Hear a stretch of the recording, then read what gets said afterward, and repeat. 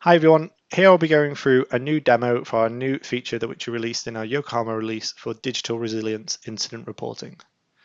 The main point of this new feature is to help enable our clients to adhere to new regulations regarding operational resilience, and in particular the points around ICT incident management and reporting those incidents which will have an impact to their critical business services.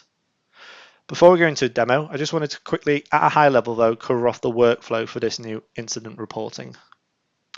So within the business, we typically see multiple sources of incidents. These can be employee reported incidents through the employee center, or also through other areas of ServiceNow, such as ITSM or security incidents, or also through external third-party sources, such as external threats or other IT events as well.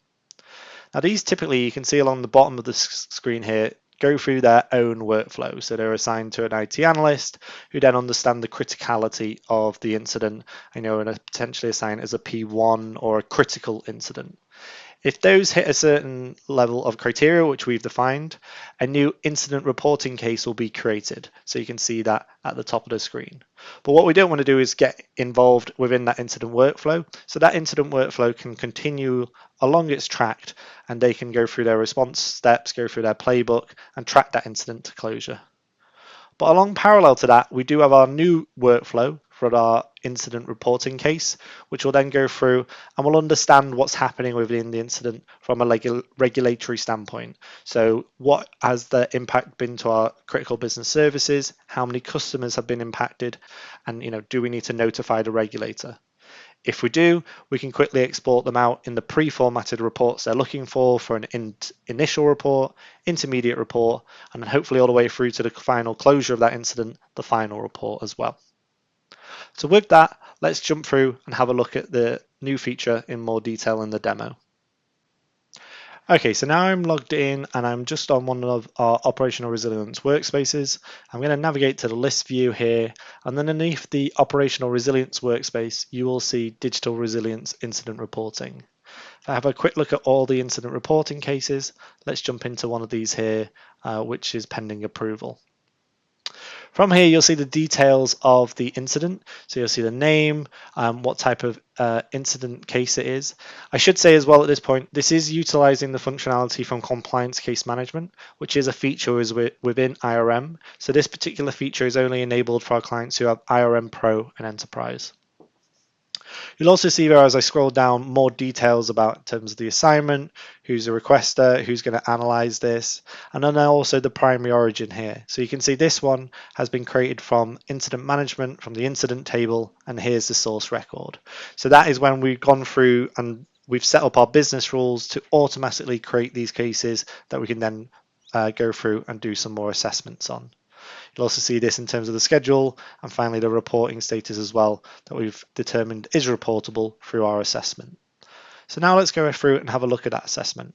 So we do have a workflow associated to this case, and that is when it's initially created, we go through and we understand the assessment. So we understand what's happened in the incident and we do an assessment as an action task. So here we can see we can jump through here, see the details of that task and then the related assessment as well.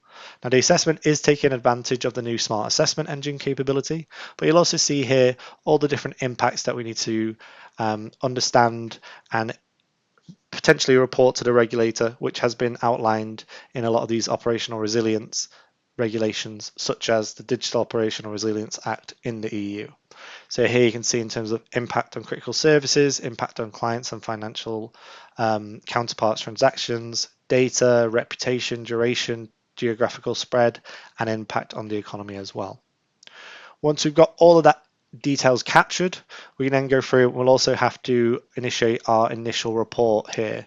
So you can see we've got tasks for initial report, intermediate report, and also final report. So let's jump through for a task on the intermediate report. You'll also see, similar to that initial assessment, we do have an assessment created. That's because these reports that are required by the regulators capture a lot of information that we need to submit to them. So here you can see common details, initial report, intermediate report as well, and all the details we need to capture around that incident. Now the best part about this though as well, if I go back to the action task, is that you can actually then export this report, which you can then use to send off to the regulator.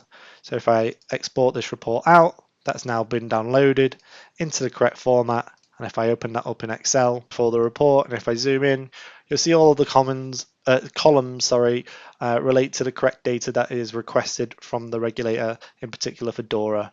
So here you can see this for the common details. You'll also see the initial report. You can see the intermediate report here as well. So this can be sent off, or it can be uploaded to any other external system that they need to notify them of that incident. Or if you'd like, you could go back to the case and also send it through there directly to the regulator, so you have that back and forth on the platform. Thank you very much. More information will be in our release notes for this, and I hope you enjoyed the demo.